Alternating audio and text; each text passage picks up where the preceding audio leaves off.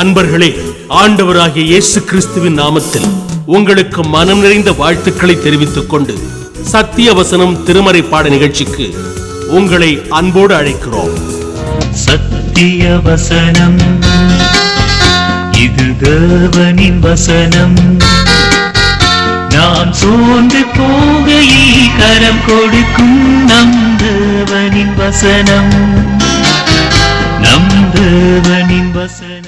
ஆண்டவராகிய இயேசு கிறிஸ்துவினுடைய புண்ணிய நாமத்தினாலே உங்கள் அனைவருக்கும் நான் வாழ்த்துகள் சொல்கின்றேன்.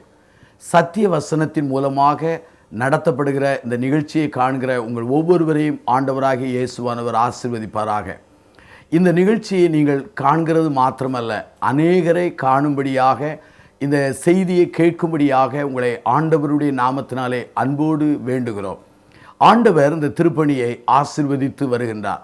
இதன் மூலமாக சந்திக்கப்படுகிற மக்கள், ஏராளமான மக்கள் வசனத்தின் மேலே ஊன்றி கட்டப்பட வேண்டும் என்கிற ஒரே நோக்கத்தின் அடிப்படையில் இந்த நிகழ்ச்சியின் செய்திகள் தயாரிக்கப்படுகின்றன. நாம் ஆண்டவராகிய இயேசு கிறிஸ்துவானவர் யோவான் நற்செய்தி நூலிலே செய்த அல்லது நிறைவேற்றின 7 அற்புதங்களை நாம் கற்று வருகிறோம். ஆண்டவர் யோவான் 2ஆம் அதிகாரத்திலே கானாவூர் கல்யாண வீட்டிலே ஒரு அற்புதம் செய்தார்.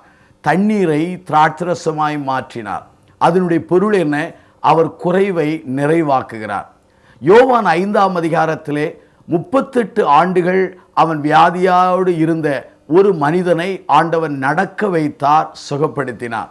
அதனுடைய பொருள் என்னவென்றால், நம்முடைய ஆண்டவர் மேல் நம்பிக்கை வைப்போமானால் ஆண்டவராலே எவைகளையும் சுகப்படுத்த முடியும், எப்படிப்பட்ட பலவீனனையும் அவரால் செயல்படுத்த முடியும்.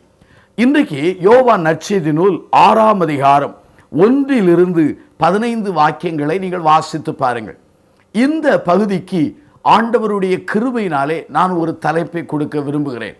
ஆண்டவர் பிரச்சனைகளை தீர்க்கிறவர், பிரச்சனைகளை தீர்க்கிற வல்லமை படைத்தவர். பிரச்சனைகள் இல்லாத மனிதர்கள் யார்? ஊழியம் செய்கிற எனக்கும் பிரச்சனை உண்டு, செய்தி கேட்கிற உனக்கும் பிரச்சனை உண்டு, குடும்பஸ்தனுக்கும் பிரச்சனை உண்டு, சன்னியாசியாய் வாழுகிற மனிதர்களுக்கும் பிரச்சனை உண்டு, வாலிபனுக்கும் பிரச்சனை உண்டு, வாலிப தங்கிகளுக்கு பிரச்சனை உண்டு, வியாபாரிகளுக்கு பிரச்சனை உண்டு, பணக்காரர்களுக்கு மாத்திரமல்ல ஏழைகளுக்கும் பிரச்சனை உண்டு. ஆகவே பிரச்சனை இல்லாத மனிதர்களாக வாழ வேண்டும் என்றால் நாம் நித்தியத்தில் தான் வாழ வேண்டும். அப்படி அந்த உலகம் என்பதே பிரச்சனைகள் நிறைந்த உலகம், பிரச்சனைகள் நிறைந்த மக்கள் மத்தியிலே நாம் வாழ்ந்து வருகிறோம்.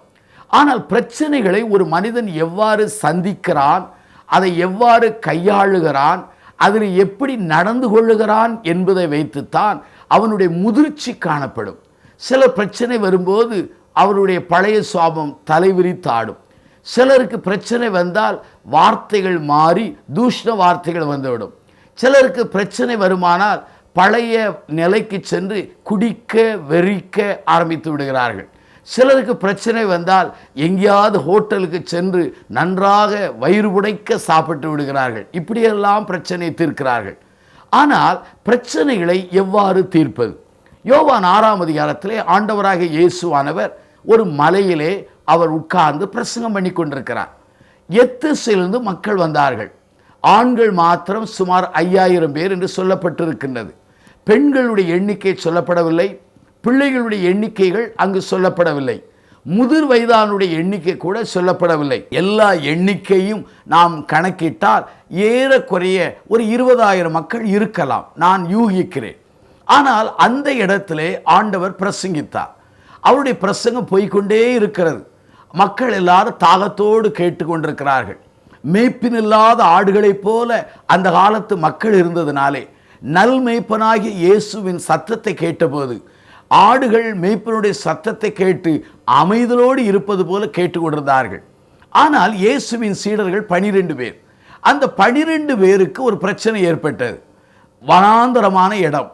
இந்த இடத்திலே சாப்பிடுவதற்கு அப்பங்களை வாங்க ஒரு இடம் இல்லை, தங்குவதற்கு பாதுகாப்பான இடம் இல்லை. இயேசுவிடத்தில் வந்தார்கள். ஆண்டவரே, இவர்களை பக்கத்து கிராமத்துக்கு அனுப்பிவிடும், மாலை நேரம் ஆகிவிட்டது. ஏனென்றால் இது வனாந்தரமான இடம், பக்கத்து கிராமத்திலே சென்று ஆகாரம் வாங்கி அவர்கள் தங்கலாம் என்று அவர்களை அனுப்பிவிடும்படி இயேசுவிடத்தில் சொல்கிறார்கள். இது யோவான் 6 சொல்லப்படவில்லை. மத்தேயு 14:15 லூக்கா 9:12 மார்க்கு நற்செய்தி நூல் 6 அங்கு சொல்லப்பட்டிருக்கிறது. அருமையான என் சகோதரனே சகோதரியே, ஆண்டவராகிய இயேசுவானவர் அந்த திரளான மக்களுடைய அந்த சூழ்நிலையை கவனித்த போது சீடர்களை பார்த்து சொல்கிறார், நீங்களே அவர்களுக்கு ஆகாரம் கொடுங்கள் என்றார். ஆனால் இந்த யோவான் 6 சொல்கிறார், பிலிப்பை பார்த்து இவர்களுக்கு அப்பங்களை எங்கே கொள்ளலாம் என்றார். உடனே பிலிப்பு சொல்கிறான், ஆளுக்கு கொஞ்சம் கொஞ்சமாக அப்பங்களை வாங்கி கொடுத்தாலும் 200 பணத்துக்கு அப்பங்கள் வாங்க வேண்டுமே என்று சொல்லி அவன் புலம்ப ஆரம்பித்தான். உடனே அந்திரேயா என்கிற ஒரு மனிதன் சொல்கிறான், இங்கே ஒரு பையன் இருக்கிறான், அவனிடத்தில் 5 அப்பங்களும் சில மீன்களும் உண்டே, ஆகவே இது எம்மாத்திரம் என்று சொன்னான். உடனே ஆண்டவர் அப்பங்களை மீன்களை கொண்டு வாருங்கள் என்று சொல்லி ஜனங்களை உட்கார வைத்து வானத்தை அண்ணாந்து பார்த்து அப்பங்களை மீன்களை எடுத்து சீஷர்கள் கையிலே கொடுத்தார். அவர்கள் அதை மற்றவர்களுக்கு பரிமாறினார்கள். எல்லாரும் சாப்பிட்டு திருப்தி அடைந்தார்கள். இதுதான் இந்த பகுதியிலே சொல்லப்பட்ட அந்த வசனங்களை என் நடையிலே நான் சொன்னேன். பிரச்சனைகளை எவ்வாறு தீர்ப்பது? 4 அணுகுமுறைகள் இங்கு காணப்படுகிறது. முதல் அணுகுமுறை என்ன? காமன் அப்ரோச், அதாவது பொதுவான அணுகுமுறை. பிரச்சனையிலிருந்து உன்னை விலக்கிக் கொள்வது, அல்லது பிரச்சனையிலிருந்து நீ ஓடிவிடுவது, அல்லது பிரச்சனையை கண்டு நீ மறைந்து கொள்வது, அல்லது பிரச்சனை வரும்போது அந்த பிரச்சனை உள்ள மக்களிடத்தில் அந்த பிரச்சனையை தள்ளிவிட்டு நீ ஒதுங்கி மறைந்து கொள்வது தான் பொதுவான அணுகுமுறை. இந்த செய்தியை கேட்டுக்கொண்டிருக்கிற, நிகழ்ச்சியை கண்டு கொண்டிருக்கிற சகோதரனே சகோதரியே, இந்த பொதுவான அணுகுமுறை என்னிலும் உண்டு, உன்னிலும் உண்டு, எவர்களிடத்திலும் உண்டு. பெரும்பாலான மக்கள் கையாளுகிற முதல் காரியம் பொதுவான அணுகுமுறை தான். அதாவது பிரச்சனையிலிருந்து நாம் தப்பிச் செல்வது, விலகிச் செல்வது. பிரச்சனை முடிந்தவுடனே மறுபடி வந்து விடுவார்கள். பிரச்சனை சரியான உடனே மறுபடியும் நம்முடைய வீட்டை நோக்கி பலர் வந்து விடுவார்கள். இது பொதுவான அணுகுமுறை. சீடர்கள் பயந்தார்கள். இஸ்ரவேல் ஜனங்களுக்கும் வனாந்தரத்திற்கும் ஒரு பெரிய சம்பந்தம் உண்டு. வனாந்தரத்திலே ஆகாரம் இல்லை என்று அறிந்தபோது இஸ்ரவேல் ஜனங்கள் முறுமுறுத்தார்கள். தங்களை நடத்தின தலைவனான மோசேக்கு விரோதமாய் கலகம் பண்ணினார்கள். அதே இஸ்ரவேல் சந்ததியிலே பிறந்த அந்த பின் சந்ததிகள் தான் இப்போது இயேசுவை வார்த்தையை கேட்க வந்திருக்கிறார்கள். வனாந்தரமான இடம், அப்பங்கள் இல்லை என்றால் இயேசுவை நோக்கி, சீடர்களை நோக்கி முறையிடுவார்கள் என்று பயந்துதான் ஆண்டவரிடத்தில் சொல்கிறார்கள், இவர்களை அனுப்பிவிடும் ஐயா என்று சொல்கிறார்கள். ஒரு பக்கத்தில் பார்த்தால் சீடர்கள் ஞானமாய் செயல்படுவது போல தெரிந்தாலும் உண்மையாகவே அவர்கள் ஞானமாய் செயல்படுவதில்லை, பிரச்சனையிலிருந்து தப்பி செல்ல விரும்பினார்கள். இதை ஆண்டவர் அங்கீகரித்தாரா? அங்கீகரிக்கவே இல்லை. இரண்டாவது இன்னொரு அணுகுமுறை இருக்கிறது. ஆண்டவர் பிலிப்பை பார்த்து கேட்கிறார், இவர்களுக்கு அப்பங்களை எங்கே கொள்ளலாம்? ஏனென்றால் ஆண்டவருடைய வசனம் யோவான் 6 சொல்கிறது, தாம் செய்ய போகிறதை அறிந்திருந்தும் அவர்களை சோதிக்கும்படி இதை கேட்டார். ஆண்டவருக்கு கடந்த காலம் தெரியும், ஆண்டவருக்கு நிகழ்காலம் தெரியும், ஆண்டவருக்கு எதிர்காலம் தெரியும். தான் செய்ய போகிறது ஆண்டவர் நன்றாக அறிந்திருந்தார். அப்படியானால் 5 அப்பங்களையும் 2 மீன்களையும் ஒரு பையன் கொண்டு வருவான். அதை வைத்து ஆண்டவர் அற்புதம் செய்வார். 5000 புருஷர்கள் சாப்பிடுவார்கள். மீதமானதை சேர்த்தால் 12 கூடைகள் நிறைய கிடைக்கும் என்பதை ஆண்டவர் நன்றாக அறிந்திருந்தார். பிலிப்பு என்ன சொல்வான் என்று ஆண்டவருக்கு தெரியும். அந்திரேயா எப்படி புலம்புவான் என்று ஆண்டவருக்கு தெரியும். அருமையான என் சகோதரனே சகோதரியே, இந்த செய்தியை கேட்டுக்கொண்டிருக்கிற உன் வாழ்க்கையிலே உன் பிரச்சனைகளின் தன்மையை அறிந்திருக்கிறார், அதன் முடிவை கூட அறிந்திருக்கிறார். ஆகவேதான் தான் செய்ய போகிறதை அறிந்திருந்தும் இந்த வார்த்தையை சொன்னார். அருமையான என் சகோதரனே சகோதரியே, பிரச்சனை தீர்க்கிற 2வது அணுகுமுறை என்ன தெரியுமா? கால்குலேட்டிங் அப்ரோச், கணக்கு பார்க்கிற அணுகுமுறை. ஆண்டவர் பிலிப்பை பார்த்து கேட்டார், இவ்வளவு ஜனங்களுக்கு அப்பங்களை எங்கே கொள்ளலாம்? அவன் என்ன சொல்லியிருக்க வேண்டும்? ஆண்டவரே, இந்த ஊருக்கு சென்றால், இந்த இடத்துக்கு சென்றால் அப்பங்களை வாங்கலாம் என்று சொல்லியிருக்க வேண்டும். ஆனால் அவன் சொல்லுகிற பதில் என்ன தெரியுமா? ஆளுக்கு கொஞ்சம் கொஞ்சமாய் அப்பம் கொடுத்தாலும் 200 பணத்துக்கு அப்பங்கள் போதாதே என்று சொன்னான். ஆண்டவர் கேட்ட கேள்வி என்ன? எங்கே வாங்கலாம், எவ்வளவு ஆகும் என்று கேட்கவில்லை. ஆனால் இவன் சொல்லுகிறான், எவ்வளவு ஆகும் என்று அவன் சொல்ல ஆரம்பித்தான். ஏன்? கணக்கு பார்த்தான். இந்த செய்தியை கேட்டுக்கொண்டிருக்கிற என் நண்பனே, என் சகோதரனே, அருமையான பிள்ளையே, வாலிப தம்பியே, வாலிப சகோதரியே, உன் வாழ்க்கையிலே பிரச்சனைகளை நீ இரண்டாவது விதமாக இவ்விதமாய் சந்திக்கலாம். கணக்கு பார்க்கிறாய் அல்லவா? இந்த பிரச்சனையில் ஈடுபட்டால் உனக்கு என்ன லாபம் வரும், என்ன நஷ்டம் வரும், அதிலே உனக்கு என்ன வெகுமதி கிடைக்கும், அதிலே என்ன உயர்வு கிடைக்கும், இதெல்லாம் கணக்கு பார்த்து தானே லாபம் என்று தெரிந்தால் இறங்குகிறாய், நஷ்டம் என்று தெரிந்தால் ஓடி விடுகிறாய், ஒதுங்கி விடுகிறாயே.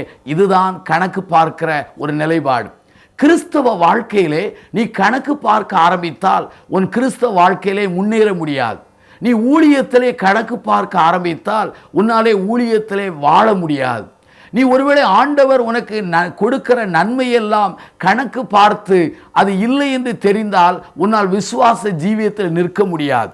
ஆனால் இவனோ கணக்கு பார்த்து அந்த அணுகுமுறையை அவன் செய்ய திட்டமிட்டான். ஆனால் அந்த கணக்கு பார்க்கிற முறையை ஆண்டவர் அங்கீகரிக்கவில்லை. மூன்றாவது, இங்கே ஒரு சீடன் இருக்கிறான், அவன் பேர் அந்திரேயா. அவன் சொல்லுகிறான், இங்கே ஒரு பையன் இருக்கிறான், அவனிடத்தில் 5 அப்பங்களும் 2 மீன்களும் உண்டே, இது எம்மாத்திரம் என்று சொன்னான். எம்மாத்திரம் என்று சொன்னால் அதனுடைய பொருள் என்ன தெரியுமா? அவநம்பிக்கையின் அறிக்கையாக இருக்கிறது. ஆகவே முதல் அணுகுமுறை பொதுவான அணுகுமுறை, பிரச்சனையிலிருந்து தம்மை தப்பித்துக் கொள்வது. இரண்டாவது அணுகுமுறை என்ன தெரியுமா? நம்முடைய வாழ்க்கையிலே பிரச்சனைகளை சந்திக்கும் போது கணக்கிடுவது. மூன்றாவது என்ன தெரியுமா? பிரச்சனைகள் வரும்போது ஒப்பிடுவது, கம்பேரிட்டிவ்லி அப்ரோச் என்று சொல்லலாம். ஒருவேளை திரளான ஜனங்கள் ஒரு பக்கத்தில் இருக்கிறார்கள், கையில் இருப்பது 5 அப்பங்கள் 2 மீன்கள். இவ்வளவு திரளான ஜனங்களுக்கு இந்த 5 அப்பங்கள் 2 மீன்கள் எம்மாத்திரம் என்று சொல்ல ஆரம்பித்தான். எனக்கு பிரியமான என் சகோதரனே, சகோதரியே, இந்த அந்திரேயா ஆண்டவரோடு தன்னுடைய பிரச்சனை ஒப்பிட்டு பார்க்க வேண்டும். இதே அந்திரேயா மற்ற சீடர்கள் தண்ணீரை ஆண்டவர் ரசமாக்கினதை கண்குளிர கண்டார்கள். ஆனால் இப்போது அதே ஆண்டவர் தங்களோடு இருக்கிறார். 5 அப்பங்களை வைத்து 2 மீன்களை வைத்து திரளான ஜனங்களை ஆண்டவர் அவருடைய பசியை தீர்க்க முடியும் என்று அவர்கள் நம்பவில்லை. பிரச்சனையை ஆண்டவரோடு ஒப்பிடவில்லை. பிரச்சனையை இருக்கிற தேவைகளை வைத்து, தங்களிடத்தில் மீந்திருக்கிறதை வைத்து அவர்கள் ஒப்பிட ஆரம்பித்தார்கள். சகோதரனே, சகோதரியே, ஒருவேளை திருமண வயதுக்காக உன்னுடைய வாலிப மகள் உன் வீட்டில் இருக்கலாம், அல்லது கல்லூரியில் படித்து கொண்டிருக்கிற மகன் இருக்கலாம், உன் வியாபாரத்திலே குடும்பத்திலே பல லட்சக்கணக்கான அளவுக்கு கடன் இருக்கலாம், உன்னுடைய ஜீவியத்திலே உன்னிடத்தில் இருப்பது ஒன்றுமே இல்லை என்று நீ புலம்பிக் கொண்டிருக்கலாம். ஆண்டவர் வெறுமையிலிருந்து ஆபிரகாமை அழைத்து ஆசீர்வதித்த தேவன். உன்னிடத்தில் எது மீந்து இருக்கிறதோ அதை ஆண்டவர் கையிலே ஒப்பிட்டு கொடுத்து பார். உன் கையிலே மீந்து இருக்கிறதை தெய்வ கரத்திலே அர்ப்பணித்து பார். அவராலே எதையும் செய்ய முடியும். ஆண்டவர் மன்னாவை பெய்ய பண்ணின ஆண்டவர் இங்கே 5 அப்பங்கள் 2 மீன்கள் இல்லாமலே அற்புதத்தை செய்ய முடியும். ஆனால் இங்கே ஆண்டவர் எப்படி அற்புதம் செய்தார்? அந்த 5 அப்பங்கள் 2 மீன்களான அந்த இருக்கிறதை வைத்து அவர் அற்புதங்களை செய்ய ஆரம்பித்தார். மூன்றாவது, ஒப்பிடாதே. உன் பிரச்சனை இதே போல இன்னொருவர் நிலையில் இருந்தால் அவரை எப்படி விடுவித்தார் என்று மற்றவர்களோடு, மற்ற மக்களோடு, மற்ற விசுவாசிகளோடு, மற்ற ஊழியத்தோடு உன்னை ஒப்பிட்டு பார்க்க ஆரம்பித்தால் பிரச்சனையை நீ தீர்க்க முடியாது. நான்காவது என்ன? ஆண்டவர் இந்த 3 முறைகளையும் அங்கீகரிக்கவில்லை. 4வது ஒரு முறையை கையாளுகிறார். என்ன சொல்கிறார்? கொண்டு வாருங்கள் என்று சொன்னார். நம்பிக்கையோடு பிரச்சனையை அவர் கையாண்டார். வாலிப தம்பியே, வாலிப சகோதரியே, தகப்பனே, தாயே, என்னுடைய அருமையான சகோதர சகோதரிகளே, உங்கள் பிரச்சனைகளை நம்பிக்கையோடு அதை எதிர்கொள்ளுங்கள். ஆண்டவர் உன்னோடு இருக்கிறார், அவர் நடத்துவார் என்கிற நம்பிக்கையோடு பிரச்சனையிலே நீங்கள் முன்னேறுவீர்களானால் பிரச்சனையை ஆண்டவர் தீர்ப்பார். உங்கள் கையிலே எவைகள் மீந்திருக்கிறதோ அதை ஆண்டவரிடத்தில் கொடுங்கள், ஆண்டவர் தீர்த்து தருவார். பாருங்கள், அங்கே மத்தேயு நற்செய்தி நூல் 14ஆம் அதிகாரம் 18 சொல்கிறது, கொண்டு வாருங்கள் என்று சொன்னார். அதே சமயத்திலே அங்கே யோவான் நற்செய்தி நூல் 6ஆம் அதிகாரம் 10 ஆண்டவர் சொல்கிறார், உட்கார வையுங்கள் என்று சொன்னார். அதே சமயத்தில் லூக்கா 9ஆம் அதிகாரம் 16 வானத்தை அண்ணாந்து பார்த்தார். அதன் பிற்பாடு யோவான் 6ஆம் அதிகாரம் 11 அற்புதம் நிகழ்வதற்கு முன்பாக அவர் துதிக்க ஆரம்பித்தார். அது மாத்திரமல்லாமல் என்ன நடந்தது தெரியுமா? அதை பகிர்ந்து கொடுத்தார். நம்பிக்கையோடு ஆண்டவர் செயல்பட்ட போது ஆண்டவர் இந்த பிரச்சனையை தீர்த்தார். அருமையான என் சகோதரனே, சகோதரியே, எவ்வளவு பிரச்சனையாக இருந்தாலும், எவ்வளவு போராட்டங்கள் இருந்தாலும், தீர்க்க முடியாத எவ்வளவு நிலை இருந்தாலும் ஆண்டவரை சார்ந்து அவர் வார்த்தையை கற்றுக்கொண்டு அவருடைய ஆவியானுடைய தொடுதலினாலும் ஆலோசனையிலே நீ வாழ்ந்து உன் கையில் இருப்பதை, உன் வாழ்வில் இருப்பதை அவர் கையிலே தத்த செய்து நீ வாழ்வாயானால் எவ்வளவு பிரச்சனைகளும் தீர்க்கலாம். பாருங்கள், எல்லாரும் சாப்பிட்டு திருப்தி அடைந்தார்கள். 12 கூடை நிறைய மீதமானதை சேர்த்து வைக்கும்படி சொன்னார். இப்போது பாருங்கள், விசுவாச குறைவுள்ள அந்த பிலிப்புவினுடைய தலையிலும் ஒரு கூடை இருந்தது, அந்திரேயாவின் தலையிலும் ஒரு கூடை இருந்தது. 12 சீடர்களும் அந்த ஆசீர்வதிக்கப்பட்ட மீதமானதை சுமந்து கொண்டு சென்றார்கள். அப்படியானால் ஆண்டவர் குறைவை நிறைவாக்கினார். என் அருமையான நண்பனே, உலக பிரகாரமாக பிரச்சனைகளை தீர்க்காதே. பொதுவான அணுகுமுறை ஆபத்தானது. கணக்கு பார்க்கிற அணுகுமுறை உனக்கு தோல்வியை கொண்டு வரும். ஒப்பிட்டு பார்க்கிற அணுகுமுறை உனக்கு சோர்வடைய செய்யும். நம்பிக்கையோடு ஆண்டவர் அண்டை வா. அவரால் எவ்வளவு பெரிய பிரச்சனையும் தீர்த்து திருப்தி படுத்த அவராலே முடியும். ஆகவே அவரால் முடியாத காரியம் ஒன்றுமில்லை. ஆகவே உன் வாழ்க்கையின் பிரச்சனையை மனிதரிடத்தில் அல்ல ஒப்பிடுகிற நிலைப்பாட்டில் அல்ல, ஆண்டவரிடத்தில் கொண்டு போய் அவரிடத்தில் கொடுத்து பாருங்கள். எவ்வளவு பெரிய பிரச்சனைகளையும் நம்முடைய வாழ்விலே அவரால் தீர்க்க முடியும். என் குடும்ப வாழ்விலே, அதாவது குடும்பம் என்று சொன்னால் என் தம்பிகள், என் தங்கை, என் தாய் உள்ள என் சிறு குடும்ப வாழ்விலே, அல்லது என்னுடைய ஊழியத்தின் பாதையிலே, என் சமூக வாழ்விலே நான் அனுதினமும் சந்திக்கிற பிரச்சனைகள் ஏராளம். ஆனால் அந்த பிரச்சனைகளை சந்தித்த அனுபவம் எனக்கு கிடையாது, ஞானம் கிடையாது, புத்தி கூர்மை கிடையாது, விசேஷத்த கிருபை கிடையாது. ஆனால் தெய்வத்தை, இயேசுவை சார்ந்து கீழ்ப்படிதலோடு அவரை நோக்கி ஜெபித்து வாழும்போது என் வாழ்வில் உள்ள பிரச்சனைகளெல்லாம் தீர்த்து கொடுத்த ஆண்டவர் உனக்கும் அவர் தீர்த்து உன்னை தன் அடியார்களாக எடுத்து பயன்படுத்துவார். வாருங்கள், நீங்கள் ஆண்டவர் அண்டையிலே நாம் பிரார்த்தனை செய்வோமா? ஜீவனுள்ள பிதாவே, சத்திய வசனத்தின் நிகழ்ச்சி மூலமாக நடைபெறுகிற இந்த அருமையான நிகழ்ச்சிக்காக மெய் தோத்திருக்கிறோம்.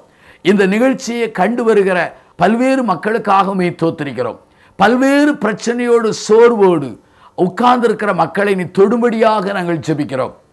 ஆண்டவரே, பிரச்சனையிலிருந்து ஓடிவிட்டால் பிரச்சனை தீர்ந்துவிடும் என்று எண்ணுகிறார்கள்.